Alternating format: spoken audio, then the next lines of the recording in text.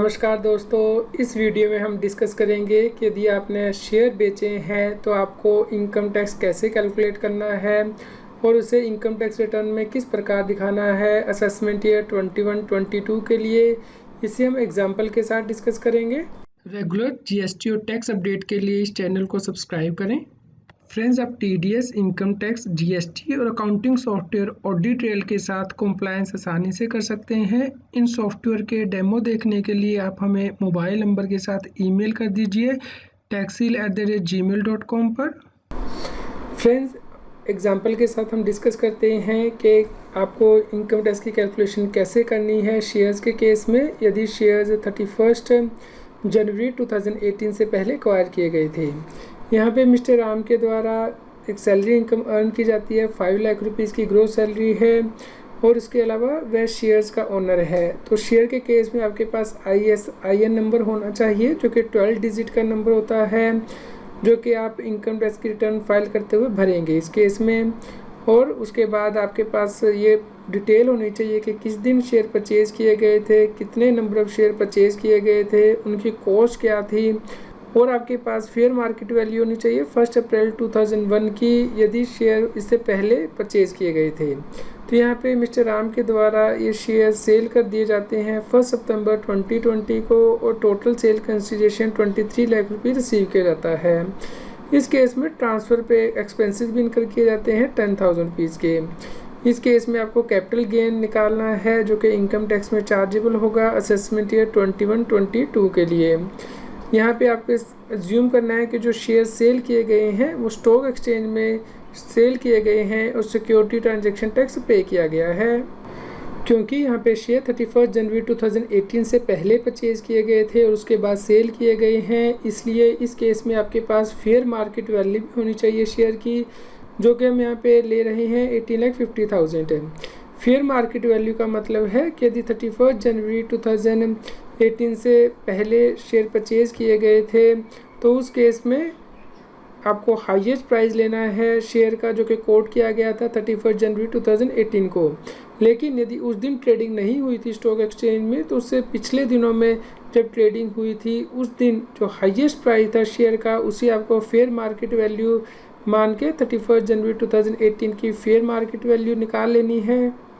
तो यहाँ पे सबसे पहला स्टेप है शेयर के केस में आपको पीरियड ऑफ होल्डिंग कैलकुलेट करना है, क्योंकि यदि शेयर स्टॉक एक्सचेंज में लिस्टेड हैं और वो 12 महीने से ज़्यादा होल्ड करके बेचे जाते हैं तो उस केस में लॉन्ग टर्म कैपिटल गेन होता है, जिसमें कि टैक्स के जो रेट हैं वो सेपरेट होते हैं।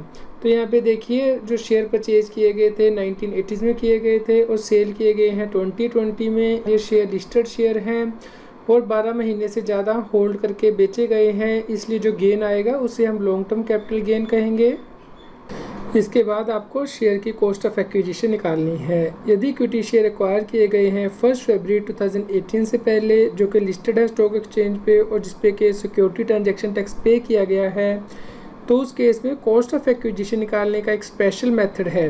सबसे पहले आपको फेयर मार्केट वैल्यू जो 31 जनवरी 2018 को है शेयर की और जो सेल कंसिडरेशन है शेयर का, इन दोनों में से जो लो वैल्यू है वो लेनी है। तो यहाँ पे 18,50,000 है फेयर मार्केट वैल्यू जो लो है, और उसके बाद आपको इसे एक्चुअल कॉस्ट से कंपेयर करना है जो कि शेयर की एक्चुअल कॉस्ट थी। यानी कि क्योंकि यहाँ पे शेयर 1 अप्रैल 2001 से पहले एक्वायर किए गए थे तो 1 अप्रैल 2001 की वैल्यू ली गई है। तो यहाँ पे जो हायर वैल्यू आ रही है वो है 18,50,000, इसे ही कॉस्ट ऑफ एक्विजिशन माना जाएगा शेयर्स की। अगला स्टेप है कैपिटल गेन कैलकुलेट करने का। तो यहाँ पे शेयर का जो सेल कंसिडरेशन है 23 लाख रुपीज़ है, इसमें से जो ट्रांसफ़र एक्सपेंसिव किए गए हैं शेयर के लिए और जो कॉस्ट ऑफ एक्विजिशन हमने अभी निकाली है 18,50,000 वो आप लेस कर देंगे तो उसके बाद गेन आ जाएगा, जिसे कि हमने डिसाइड किया है कि हम लॉन्ग टर्म कैपिटल गेन कहेंगे, क्योंकि यहाँ पे शेयर 12 मंथ से ज़्यादा होल्ड करके बेचे गए हैं, इसलिए इसे लॉन्ग टर्म कैपिटल गेन कहा जाएगा। अगला हमारा स्टेप है कि लॉन्ग टर्म कैपिटल गेन पे कितना इनकम टैक्स लगेगा।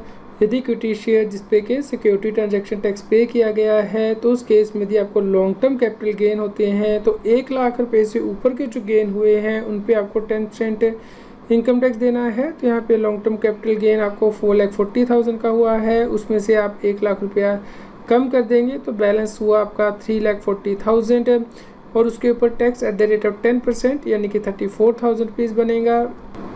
फ्रेंड्स, अब समझ लेते हैं कि आपको ये डिटेल इनकम टैक्स की रिटर्न में किस प्रकार दिखानी है असेसमेंट ईयर 21-22 के लिए। सबसे पहले आप incometax.gov.in वेबसाइट पे जाएंगे, यहाँ पे डाउनलोड पे क्लिक करेंगे और यहाँ इनकम टैक्स रिटर्न के अंतर्गत असेसमेंट ईयर यहाँ पे 21-22 चूज़ करके ऑफलाइन यूटिलिटी को डाउनलोड करेंगे यहाँ पे, ताकि आप कैपिटल गेन की कैलकुलेशन दिखा सकें। ये यूटिलिटी कैसे डाउनलोड करनी है, कैसे आपको इसे एक्सट्रैक्ट करके यूज़ करना है, इस पे मैंने ऑलरेडी वीडियो बनाई हुई है इसी चैनल CS सतबीर सिंह पे, आप उसे चेक कर सकते हैं। तो जब आप ये यूटिलिटी को ओपन करेंगे तो यहाँ पे आपको फॉर्म चूज़ करने होते हैं। यहाँ पे आप ITR 1 नहीं चूज़ कर सकते क्योंकि उसमें आप कैपिटल गेन नहीं दिखा सकते। आपको या तो ITR 2 चूज़ करना है यदि आपकी कोई बिजनेस एंड प्रोफेशन से इनकम नहीं है, और यदि बिजनेस एंड प्रोफेशन से भी इनकम है तो आप ITR 3 चूज़ कर सकते हैं, जो कि अभी यहाँ पे उपलब्ध नहीं हुई है, तो थोड़े दिनों में उपलब्ध हो जाएगी। तो हम यहाँ पे ITR 2 चूज़ करते हैं जिसमें कि आप कैपिटल गेन की कैलकुलेशन भी दिखा पाएंगे और अदर इनकम भी दिखा पाएंगे other than business and profession. उसके बाद प्रोसीड करेंगे ITR फाइल करने के लिए। उसके बाद आपके सामने विंडो ओपन हो जाएगी। यहाँ पे friends by default 10 schedule already selected हैं। यदि आप इससे ज़्यादा शेड्यूल सेलेक्ट करना चाहते हैं तो यहाँ पे टिक कर लीजिए, जैसे कि शेड्यूल ऑफ हाउस प्रॉपर्टी आपको चाहिए तो यहाँ पे सिलेक्ट कर सकते हैं। यहाँ पे एक जनरल टैब दी गई है जिसमें कि एक शेड्यूल सेलेक्ट किया हुआ है। इनकम के अंतर्गत 6 यहाँ पे सिलेक्ट हो गए हैं, और डिडक्शन यदि आप क्लेम करना चाहते हैं तो डिडक्शन भी आप यहाँ पे क्लिक कर लीजिए, और जो शेड्यूल है एप्लीकेबल वो आप यहाँ पे टिक कर लीजिए, टैक्सेस के शेड्यूल और अदर्स के शेड्यूल। तो आप यहाँ पे नीचे उसके बाद जाएंगे शेड्यूल चेक करने के बाद, और कंटिन्यू बटन पे यहाँ पे प्रेस करेंगे तो उसके बाद आप क्वेश्चन के जवाब दे सकते हैं, और उसके बाद आप इस शेड्यूल पे आ जाएंगे, शेड्यूल समरी, जहाँ पे कि आप सबसे पहले जनरल इन्फॉर्मेशन को कंफर्म करेंगे। इस पे मैंने कंप्लीट वीडियो बनाई है कि ITR 2 कैसे फाइल करनी है, जिसका लिंक यहाँ पे टॉप राइट हैंड साइड में दिया गया है, आप वहाँ जाके उसे रेफ़र कर लीजिए। तो हमारे केस में यहाँ पे हमें सैलरी की इनकम फीड करनी है शेड्यूल सैलरी के अंतर्गत, तो यहाँ पे आप ग्रोस सैलरी ऐड कर लीजिए, और उसके बाद यहाँ पे आप name of the employer extra आप ऐड करके नीचे जो है सैलरी की डिटेल यहाँ पे आप ऐड कर लेंगे।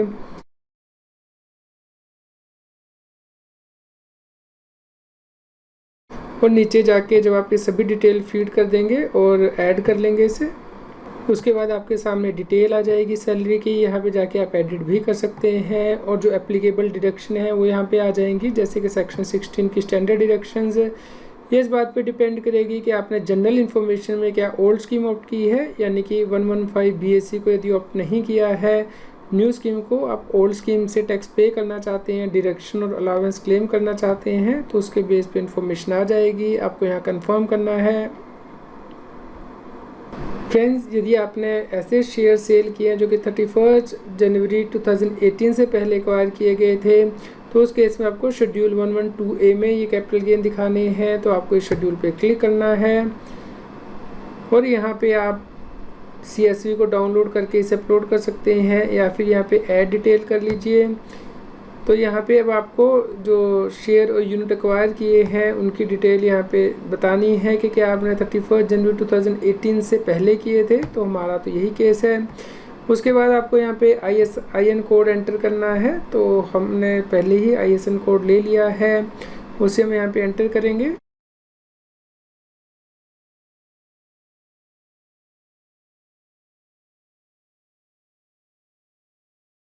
उसके बाद आपको name of the share and unit यहाँ पे मेंशन करना है, जो भी है आपके यूनिट्स, और उसके बाद आपको number of share and unit यहाँ पे एंटर करना है, तो हमारे केस में 100 है, और सेल प्राइस पर यूनिट या शेयर आपको यहाँ पे मेंशन करना है। तो यदि हमने 23 लाख में यहाँ पे ये शेयर देखिए सेल किए थे और 100 यूनिट थे, तो प्राइस पर यूनिट हमारा आ जाता है 23,000। यहाँ पे आपको कॉस्ट ऑफ एक्विजिशन यहाँ पे डालनी है, तो हमने यहाँ पे 1 अप्रैल 2001 की वैल्यू एंटर करनी है, क्योंकि उससे पहले यदि शेयर खरीदे थे तो 1 अप्रैल 2001 की वैल्यू यहाँ पे आएगी, आप यहाँ पे एंटर कर देंगे। और उसके बाद फेयर मार्केट वैल्यू आपको 31 जनवरी 2018 की यहाँ पे डालनी है, पर शेयर पर यूनिट ये वैल्यू आपको डालनी है, टोटल मार्केट वैल्यू नहीं डालनी है।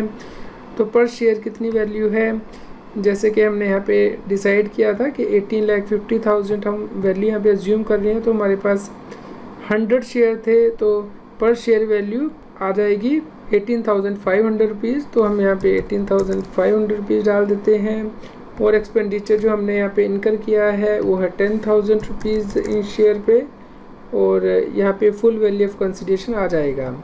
तो आपको यहाँ पे ऐड करना है, और उसके बाद आप देखिए यहाँ पे जो शेड्यूल है वो ऑटोमेटिकली फिल होके आ गया है, जो कि हमने अभी कैलकुलेशन की थी कि हमारी जो कैपिटल गेन है, लॉन्ग टर्म कैपिटल गेन 4,40,000 बनता है इस केस में। तो आपको इसे नीचे जाके कंफर्म करना है। तो इस प्रकार आप जैसे ही कंफर्म कर देंगे, यहाँ पे देखिए ग्रीन में टिक आ गए हैं कंफर्मेशन के। यहाँ पे आपको ध्यान रखना है कि ये जो लॉन्ग टर्म कैपिटल गेन की वैल्यू है ये कैपिटल गेन के शेड्यूल में जाएगी। तो यदि आपने कैपिटल गेन का शेड्यूल टिक नहीं किया है तो आप नीचे जाएंगे ऐड मोर शेड्यूल पे, और इस शेड्यूल को ऐड कर लेंगे। यहाँ पे देखिए इनकम हेड के अंतर्गत यहाँ पे आप जाएंगे और अपने राइट हैंड साइड में शेड्यूल ऑफ कैपिटल गेन इसे आप टिक करेंगे, और नीचे कंटिन्यू बटन पे प्रेस करके आप इस शेड्यूल को ऐड कर लेंगे।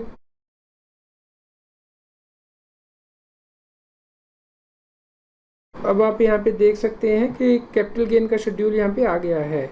तो अब आप जब इस शेड्यूल ऑफ कैपिटल गेन को ओपन करेंगे तो यहाँ पे देखिए ये ऑटोमेटिकली टिक हो गया है कि आपने इक्विटी शेयर जो है वो सेल किए हैं, जिसपे कि सिक्योरिटी ट्रांजैक्शन टैक्स आपने पे किया था। आप कंटिन्यू बटन पे प्रेस करेंगे तो उस केस में आप इस शेड्यूल के अंतर्गत जो एंट्रीज़ हैं वो चेक कर पाएंगे।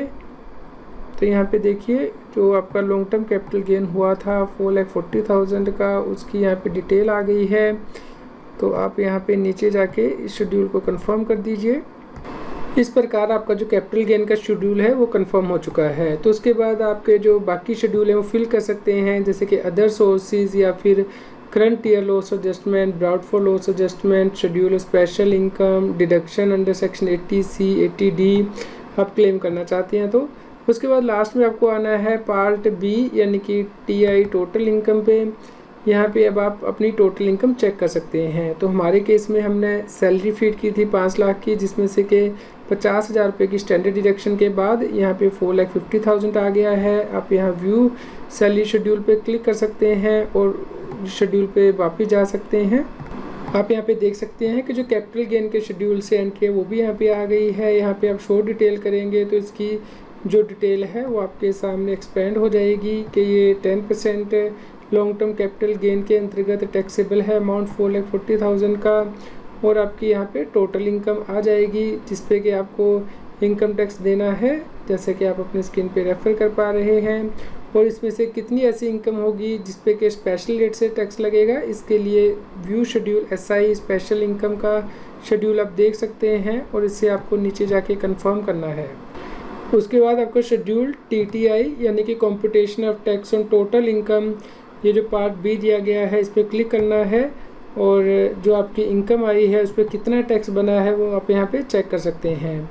तो यहाँ पे tax payable on total income, यहाँ शो डिटेल में जाएंगे तो आप यहाँ पे देख पा रहे हैं कि जो स्पेशल रेट से इनकम है उस पर कितना टैक्स लगा है, अदर देन स्पेशल रेट उस पर कितना टैक्स लगा है। तो यहाँ पे आप व्यू शेड्यूल SI पे क्लिक कीजिए, जिसके बाद कि आपके सामने स्पेशल इनकम का शेड्यूल ओपन हो जाएगा। तो आप ये शेड्यूल अपनी स्क्रीन पे देख पा रहे हैं कि यहाँ पे देखिए जो हमारा tax on long term capital gain है 4,40,000 पे नहीं बना, बल्कि इसमें से 1 लाख रुपये लेस करने के बाद यानी कि 3,40,000 के ऊपर 10% बना है। जैसे कि हमने डिस्कस किया था कि 1 लाख से एक्सीडिंग जो लॉन्ग टर्म कैपिटल गेन होगा उस पर ही आपको टैक्स जो है वो देना है इस केस में। तो यहाँ पे अब आप जब नीचे इस शेड्यूल में स्क्रॉल करेंगे तो यहाँ कंफर्म कर सकते हैं। इस प्रकार आपका जो टैक्स पेबल बनेगा उसमें से आपकी जो रिबेट है वो लेस हो जाएगी यदि आपके लिए एप्लीकेबल है, सरचार्ज यदि एप्लीकेबल है तो ऐड हो जाएगा, health and education cess add हो जाएगा, जिसके बाद कि आपकी टोटल टैक्स लायबिलिटी आ जाएगी। यदि आपने कोई एडवांस टैक्स एक्स्ट्रा पे किया है या सेल्फ असेसमेंट टैक्स, तो उस केस में आप उसे शेड्यूल में ऐड कर सकते हैं। पहले आपको शेड्यूल ऐड करना होगा, उसके बाद वो डिटेल यहाँ पे ऑटोमेटिकली आ जाएगी जैसे आप उन शेड्यूल में फिल करेंगे। और उसके बाद यहाँ टैक्सेस पेड की और इंटरेस्ट एक्स्ट्रा की कैलकुलेशन भी आप देख पाएंगे जो हुई हैं, क्योंकि यदि 10,000 रुपये से ज़्यादा का टैक्स पेबल होता है तो आपको एडवांस में पे करना होता है, एक्सेप्ट सीनियर सिटीजन को छोड़ के। तो फ्रेंड्स उसके बाद आप नीचे जाके इसे पे कर सकते हैं यदि टैक्स पेबल आ रहा है, और अपनी रिटर्न उसके बाद फाइल कर सकते हैं। इसके ऊपर आप मेरी जो वीडियो है ITR 2 कैसे फ़ाइल करें उसे डिटेल में रेफ़र कर लीजिए। उम्मीद करते हैं आपके लिए यह न्यूज़ यूज़फुल रही होगी। कृपया लाइक कीजिए और अधिक से अधिक शेयर कीजिए ताकि सभी लोगों तक ये जानकारी पहुंच पाए और वो इनकम टैक्स की कंप्लायंस कर पाएँ। आप हमें Telegram app CA Satbir Singh टैक्सील पर ज्वाइन कर सकते हैं ताकि आप GST और इनकम टैक्स के रेगुलर अपडेट अपने मोबाइल पर ही प्राप्त कर सकें।